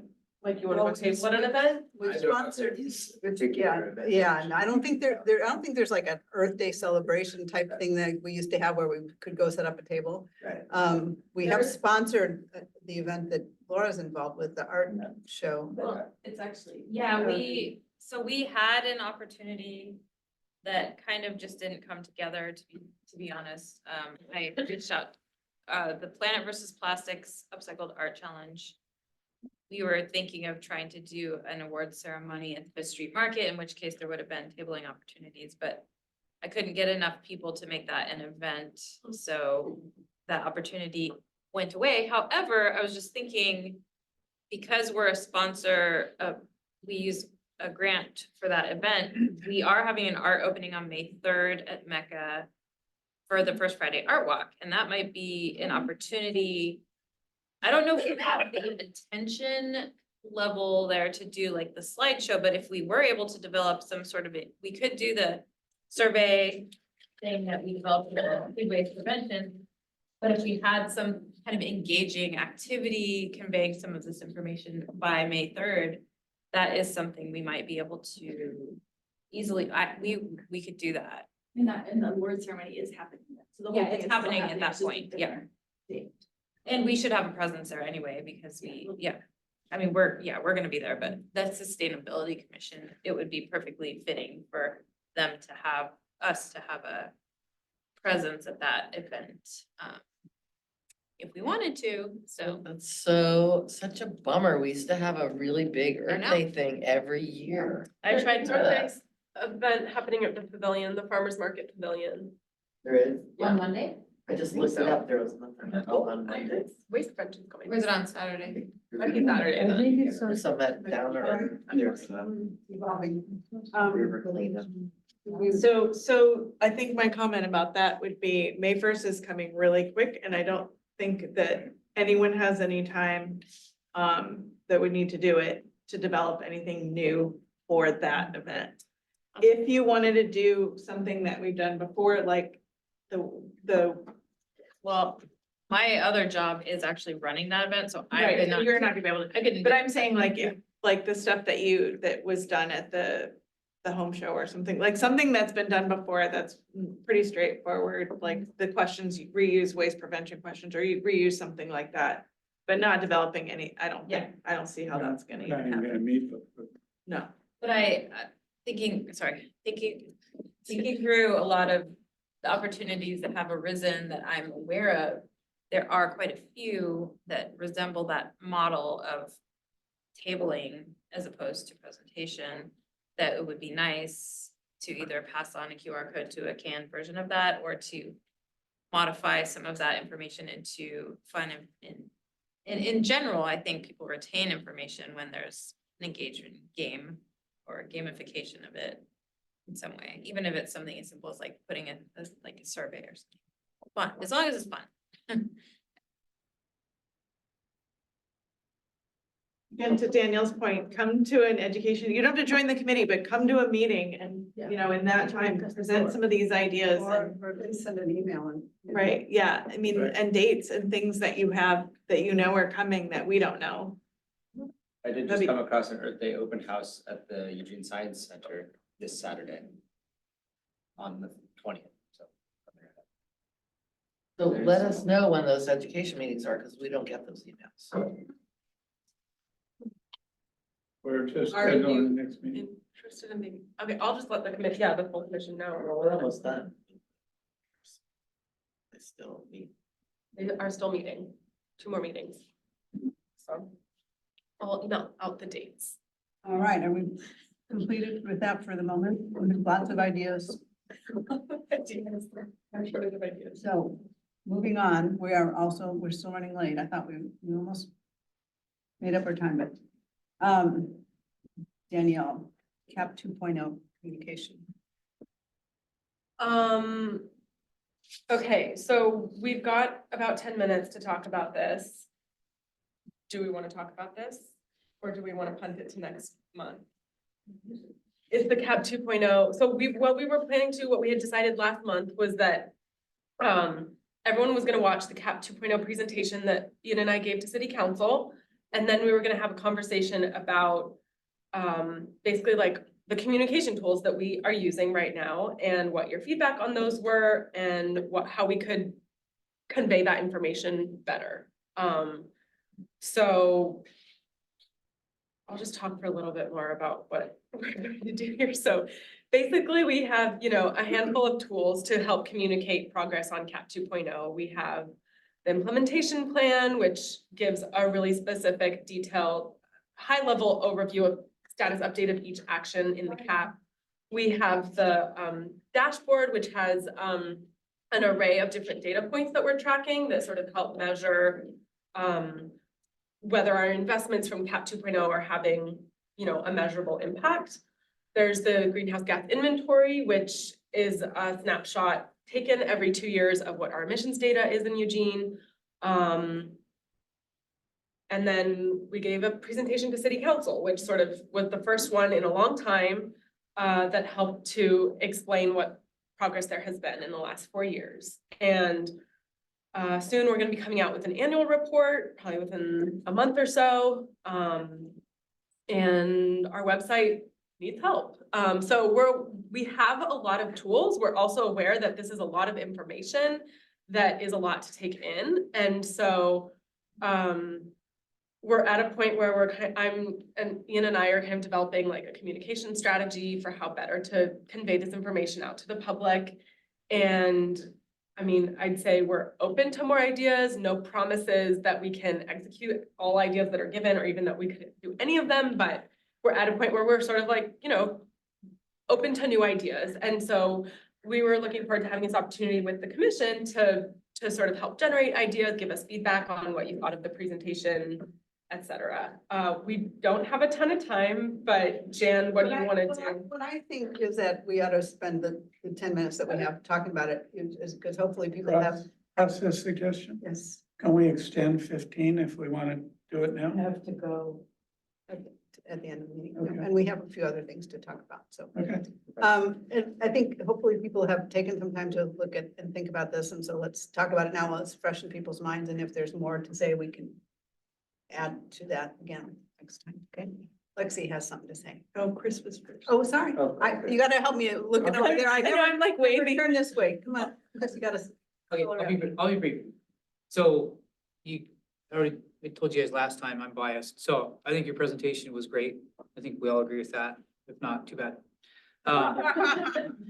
And as far as like the tools that you're talking about, I think people that would direct themselves to our website, where the case may be, they're gonna gravitate to what has their interest and what they're most interested in. So what you've created, I'd say I'd put it all up there because I think those tools are very useful. I think that what you guys create is very useful. And I think it's also comprehensive in a way that people can see how things are integrated. They can find what most affects them or what they have interest in. So. If I don't see you, just holler. Okay. Throw something at me. I thought you guys did really well on the presentation. I thought big picture, question that I was left with was sort of, we've started, I don't remember, 70, some large number of actions, right? And most of them are either completed or in that level of progress that was like mostly completed and we're monitoring and maybe tweaking, right? I forget what that was called. And that's one big picture thing, right? Like we've made a lot of progress. There's lots of actions and we're moving on almost all of them. And then the other big picture thing was we are en route to our goals. We're not totally blowing it out of the water here. We're making real progress, but we're not most of the way there to the 2030 goal. And so when I put those two things together, it leaves me wondering, what are the next 70 things? Because we've now, like, it leads to this sort of narrative thought, like, have we tapped out all of our good ideas and we've only gotten 30% of the way there? So I think in messaging, it might be helpful to say, like, these are the things that we anticipate are gonna kind of help us bring this stuff home. We know we're less than halfway there. We've done a bunch of cool stuff. We've got one in the pipeline. This is the directions we're going. And this is where we're gonna bring it to the 2030 goal. I think part of that goes to the project versus program thing that Danielle talked about a little bit, which is there are certain things like the TSP and some of the bigger programs that are multi-year, multi-million-dollar investments where it's going to take time for them to be implemented. It's going to take time to see the fruits of those labors. And so if you look at something very specific, and it's not equitable, but if you look at like EV uptake in Eugene, and we're starting to see much more of an exponential uptake of that. That's going to have an impact as gas cars are replaced by electric cars. Other areas that are more complicated, but I think our future areas are active transportation projects. And then tracking how people are walking and biking and busing as opposed to using cars, but it takes some time and there's a lag there. But your point's taken in terms of like how to rectify the idea that 61% of the actions have been implemented, but it doesn't match necessarily with the emissions reduction. Yeah, so Yeah. what else is gonna get What's- us to our goal? Yeah, but you're right, that many of them are implemented and delivering. There's a story behind that, we need to be clear about, got it. I second that. I just, that was wanting to say something similar to that. I think that's great. Yes, we're making progress. We're heading in the right direction. The trend is in the right direction, but it's not admittedly moving fast enough, far enough, or far enough, fast enough.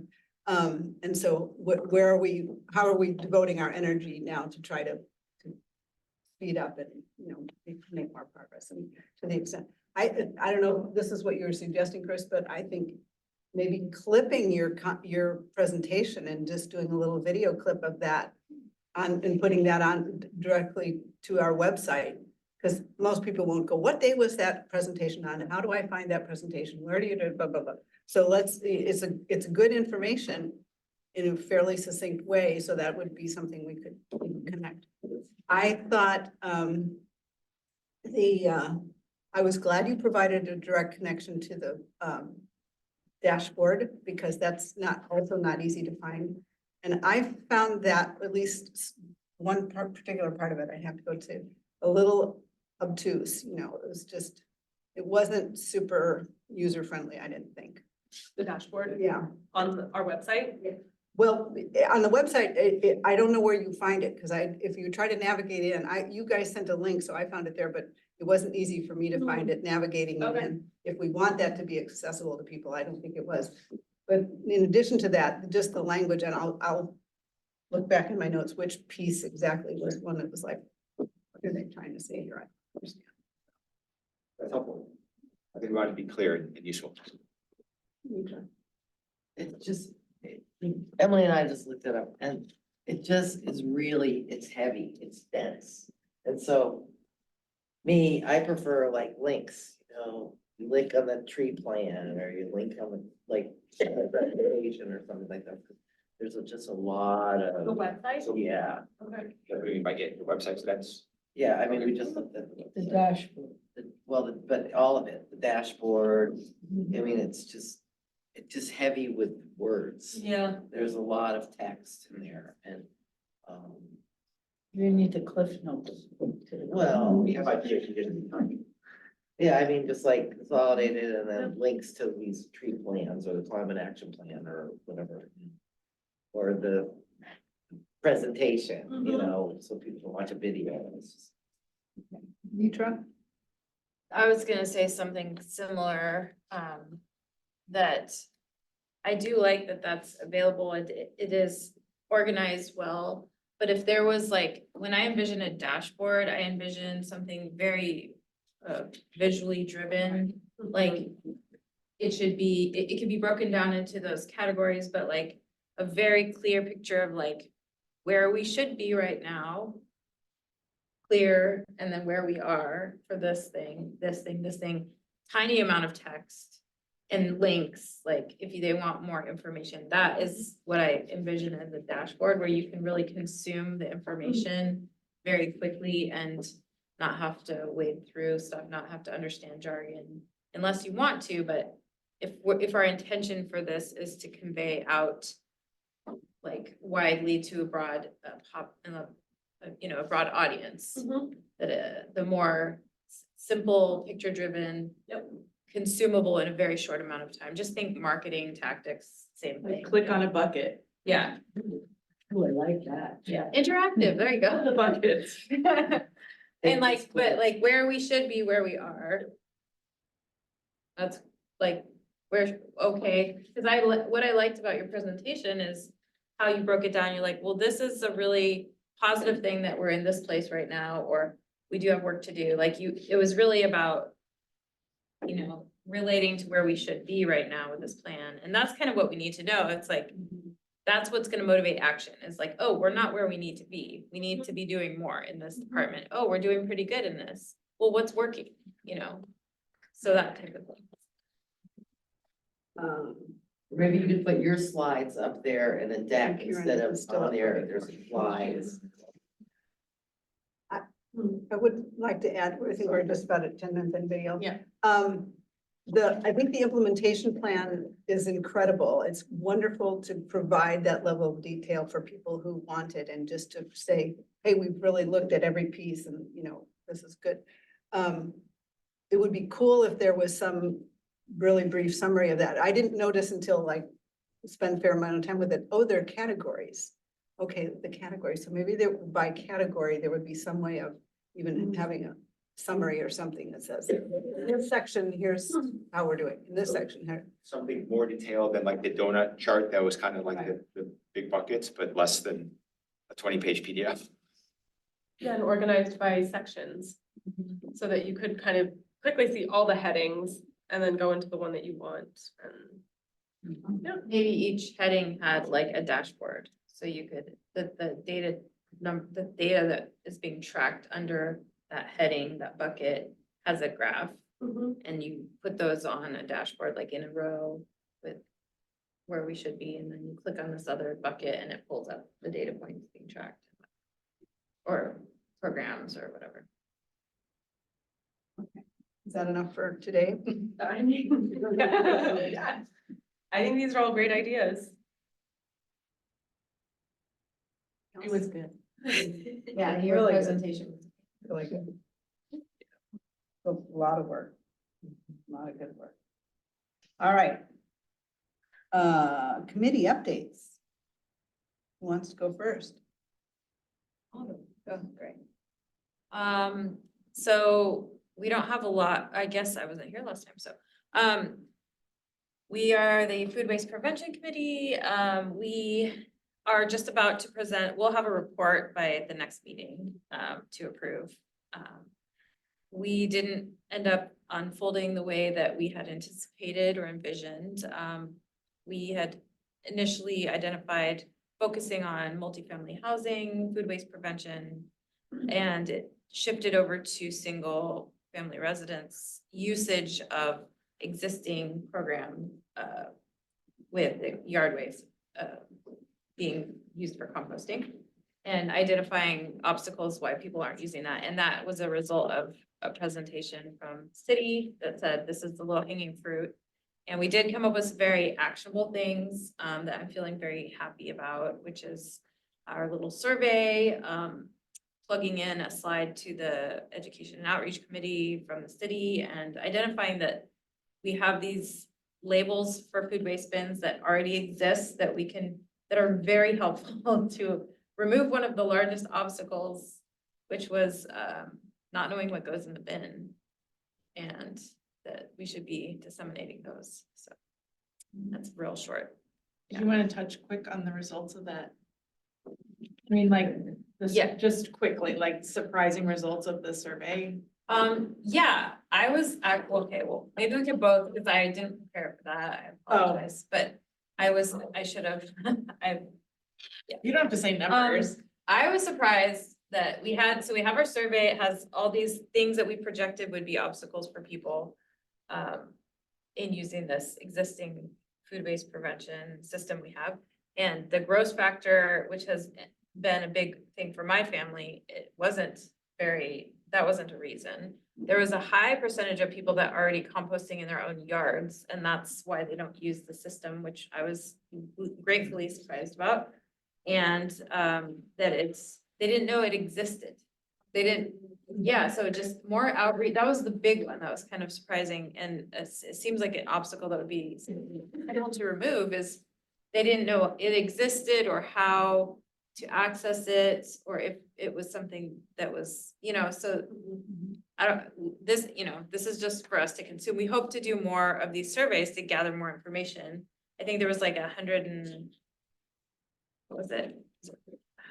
Can't remember the number. I apologize. It will be in the report. That's good. Next time. And what these are just quick reports. That's okay. We have a slide now in our slideshow. If we can get out and use that, that'll help people more, help get that word out.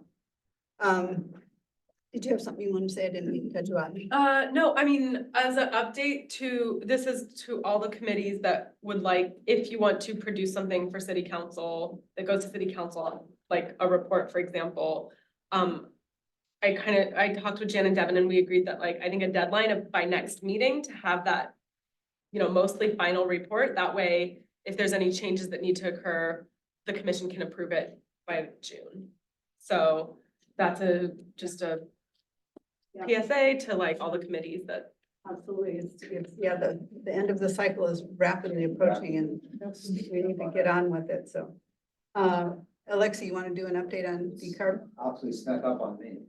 I was away, we didn't manage to meet last month. I got an email out to the group. It sounds like we're gonna be traveling for much of it. But I do have a fair amount of the content that I think would be helpful in a report, even though we haven't had a ton of meetings. Mostly around that split incentive topic from some further engagements with the folks who were on last conversation. And my hope is that we can do a little bit of catch up where I can get some of the topics I'd like to bring into a report out to this group and we can discuss and bring back some of the next.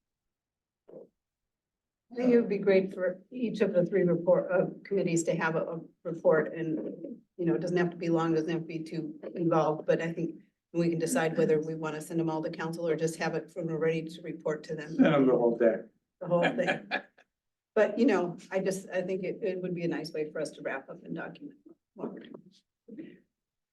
Dennis, you want to talk about education and outreach? Well, you folks saw the deck and, like it was reported, I came on late in the process to chair and facilitate, and the next steps are, where to take it on the road.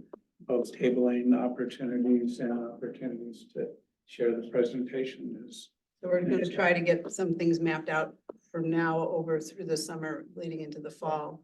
And But beginning with the neighborhood associations and and hopefully out of that presentation to them, we'll get some of those neighborhoods offering invitations for us to share it, as well as touching base with the neighborhoods as who has summer events coming.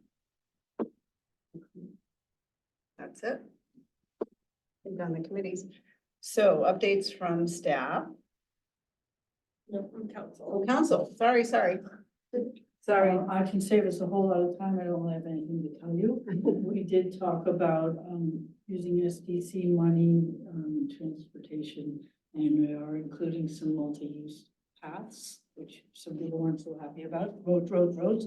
But I was very happy to say that we're doing that. We don't have any topics coming up that's new for this commission, so I will let us move on. Okay, updates from staff. You wanted to talk about questions for Bethel for next meeting? Oh, yeah, Lisa, wait, I have a list somewhere. Oh, I have two updates. The first one is, there's a tree planting happening on April 30th. Downtown, they're planting 75 trees and the mayor is gonna be doing a special little ceremony and planting, and it would be great if commissioners can come. That is happening from 9 a.m. to 10 a.m. on April 30th at the downtown, at the pavilion. And you can also help get your hands dirty and plant trees. It's on a Tuesday, which is kind of awkward. but- Super fun to do the tree planting if you haven't done it. Super. Yeah.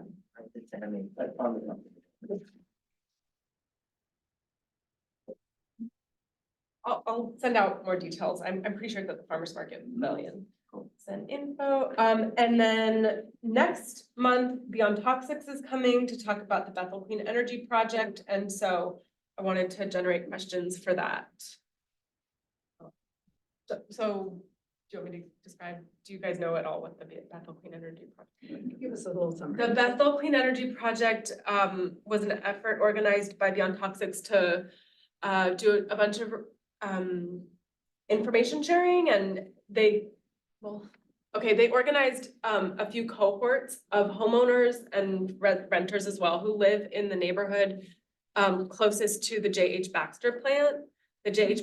Baxter plant was closed down a couple of years ago, and once they closed, it was realized that they had all of this pollution, had created all this toxic waste and contaminated a lot of people's yards that live right in that neighborhood and like the small little park in that neighborhood was closed down, awful stuff. And so Beyond Toxics did a like awareness raising and brought these invited people to come participate in a cohort to learn about what they could do to make their homes more resilient and safer from outdoor air pollution.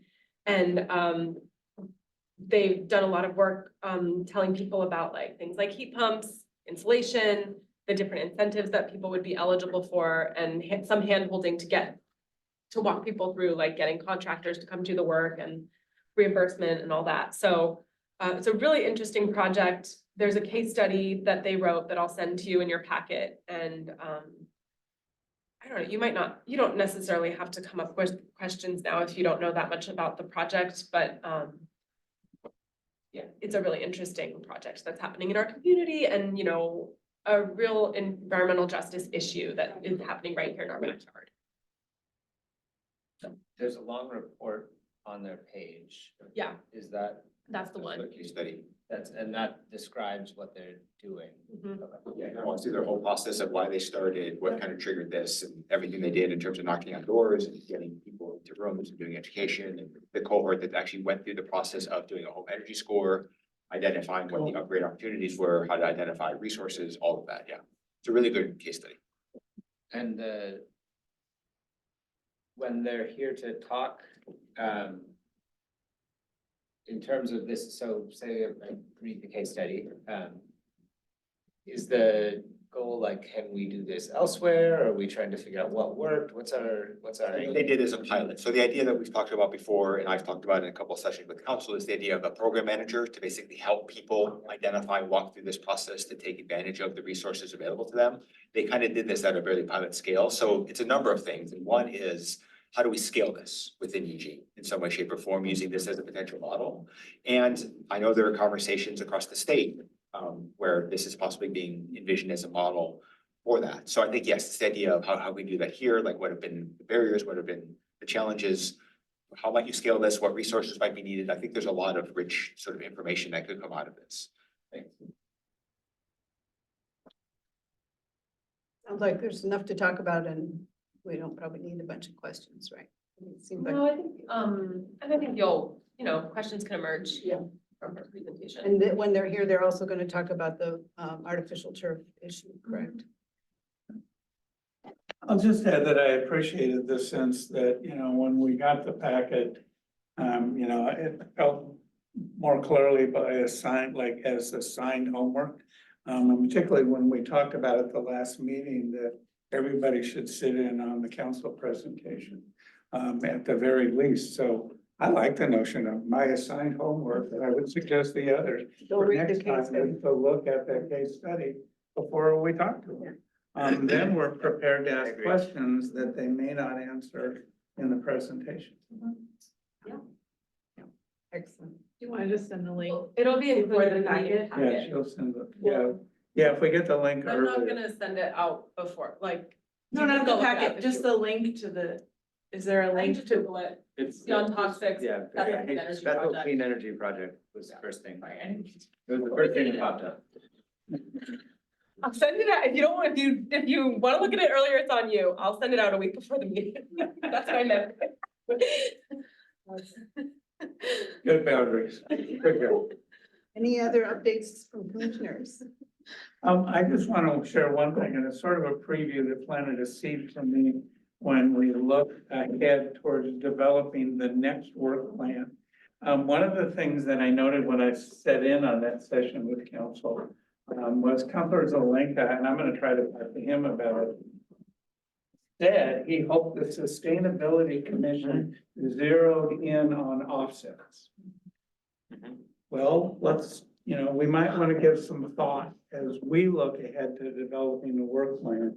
If and how we might follow that suggestion. All right, time out. We did it.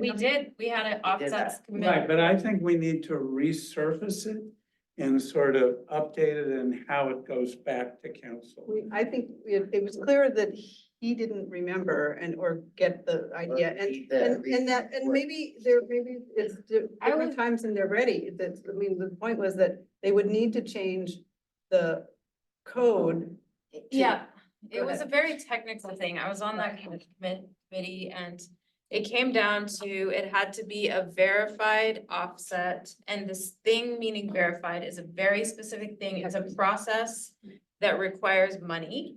And so there's a lot of local projects that would appear to be a viable thing for those offsets to go to, but they are not verified. Right. And so that's what it came down to, and it's not really, it's kind of like, it's not really a workable situation. It's like you can tell them this, change the need for its verification, and we made suggestions and we wrote a whole report, but And if we wanted to change the requirement that it be verified, that's all fine and good, but we still would need some way of, how do you determine whether a project is acceptable for the city's investment?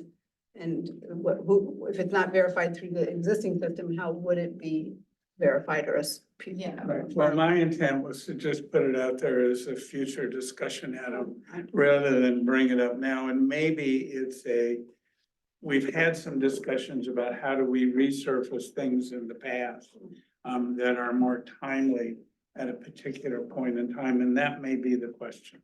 yeah, it was It such was a, like last year. yeah, it was one, It was like, it was just such a technical thing. It was kind of disappointing because it didn't give us any room to do any exploration because it was really just, it has to be verified. The verification is through the system is not accessible to all projects, and that's it. And unless we can. And I also agree, though, that if the counselor calls us out in a meeting, in a public meeting, and says, I want the commission to do this, I think we should respond in some way, because I think it's At least nice that they're even thinking of us. right, it might be nice, one version might be to say, we did, here's that report. I was tempted to. Yeah, I mean, that might be the way to go. Resend it.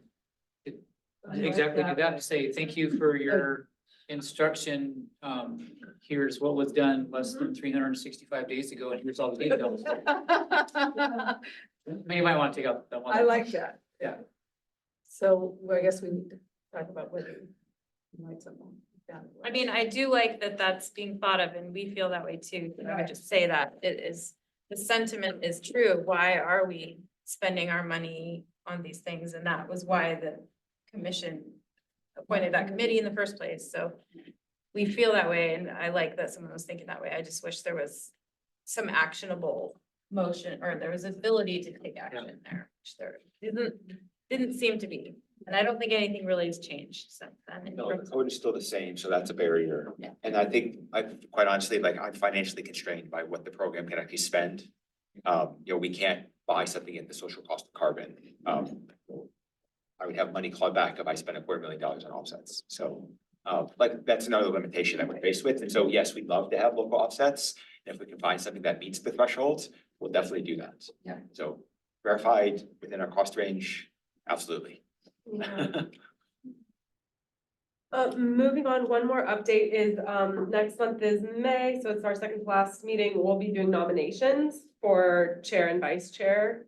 And then in June, we'll be doing elections. So start thinking about this month if you want to put your name in the hat and run for vice chair or chair.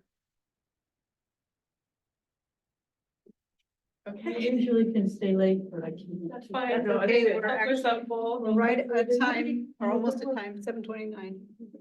Yeah. and everybody take utensils. Thank you so There's much. stickers. That's so- Happy Earth Day. That's so nice of you. No more plastic. Put those in your car, whatever. Anything else? We all good? All right, thank you. And I don't know who you are, but you're welcome to one too. I'm